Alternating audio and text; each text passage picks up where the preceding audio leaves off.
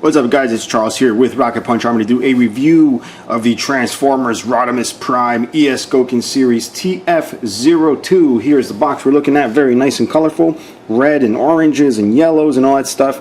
Right here you see the designation, as I said, the TF-02, which is the second Transformer ES Gokin. And you'll see emblazoned here is Rodimus Prime. And it does mention Convoy here. I'm not sure exactly what it says here, but it's something about the Matrix and light. If you look down here, it says Takara Tomy. I believe all the other Transformers related stuff coming from Future has been labeled with Hasbro. So I don't know why they did Takara Tomy. I don't know what's going on there.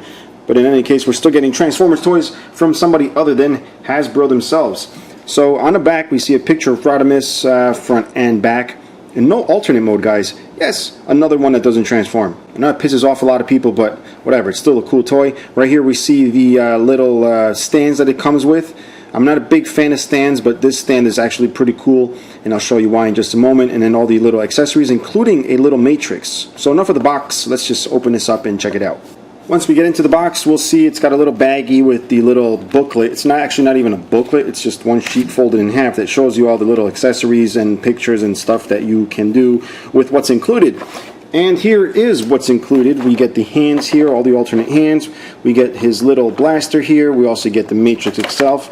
And of course, the little stand that you can put together in various ways. Now, what I was saying on the box, that this stand is a little bit different, is that it's not just like one mode of a stand, which would be like just a base and the stick right here. It actually allows you to do like a little hanger type thing.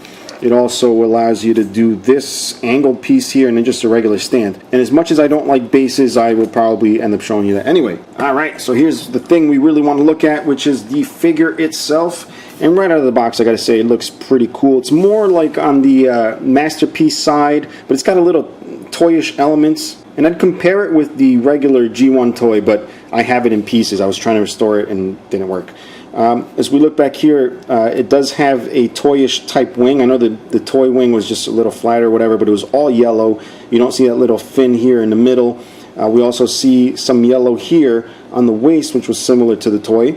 But the rest of it, I think, looks to me more like it's been a shrunken down version of the Masterpiece Rodimus. Now, I know there's some of you out there that are wondering up until this point why this is designed the way it is. There's a certain segment of collectors that like to collect what they call super deformed figures, and that's exactly what this is. It's just a super deformed version of Rodimus Prime, which is why it's in the ES Gokin line, which is Future's line of shrunken, whatever you want to call them, figures or baby figures, baby style, whatever, chibi style, a lot of different names for them. But here's another ES Gokin figure just so you guys can see how it scales. And because I don't have the Takara Rodimus with me or the Hasbro one, at least not in the normal colors, I will compare it to my ever popular custom Rodimus Masterpiece here, which I've decided to paint in my own colors, just so you can see how it scales. And just to give you an idea of how he scales with deluxe size figures, here's Mirage.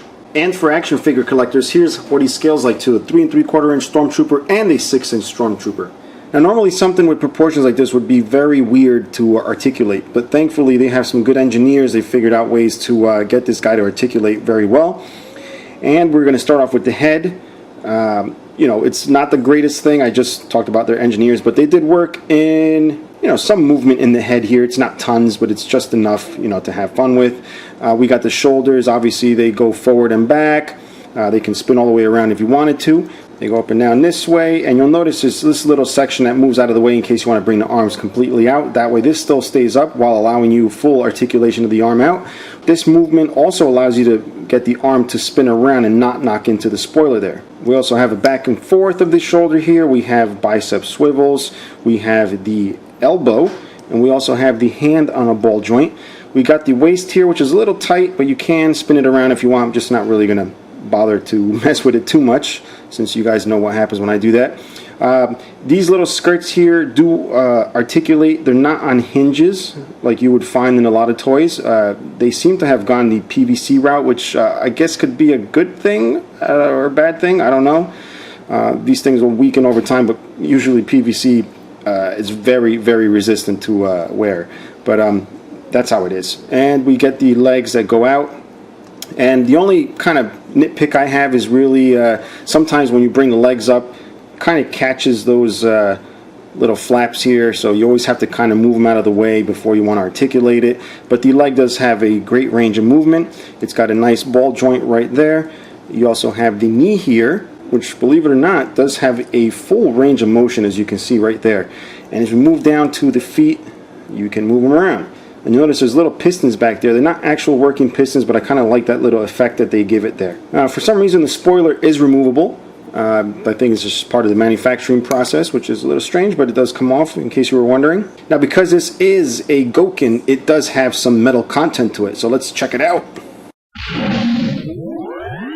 Alright, it's not tons, but it does still retain a nice, hefty feel. Now, if we take a look up close, you can actually see two different shades of red on the head here. He's got very nice sculpting on the face. Depending on how you look at it, he could look mean or he could look a little sad. And you'll notice the eyes have clear blue, and there's some like detail going on behind there, almost like little cameras or whatever, optics. And one of the things I do like also is the way they did the flames here in the Autobot logo. They're kind of sticking out a bit here.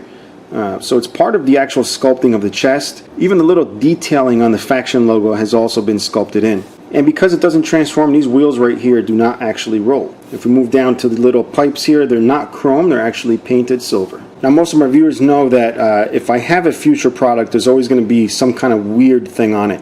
Thankfully, aside from this little thing right above his crotch, the figure is actually well done. However, there is a mess up. It's on the bottom of the feet. You'll see some really horrible paint there. Like, this is smooth.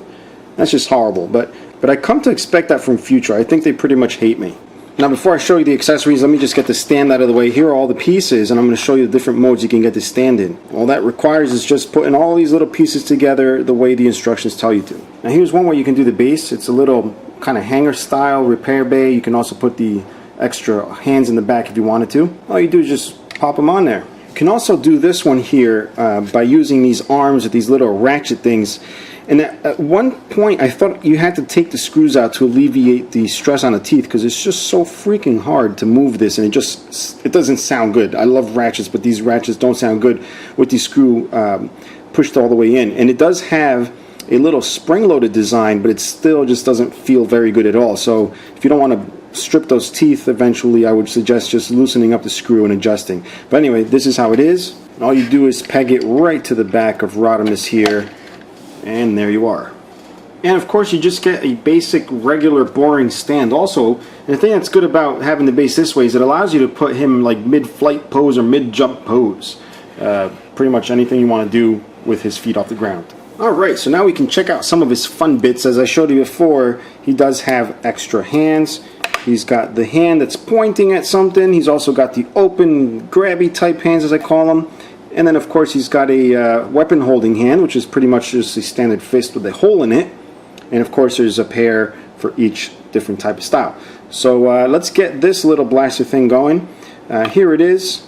It's very familiar to you guys who are fans of Rodimus or have Rodimus toys.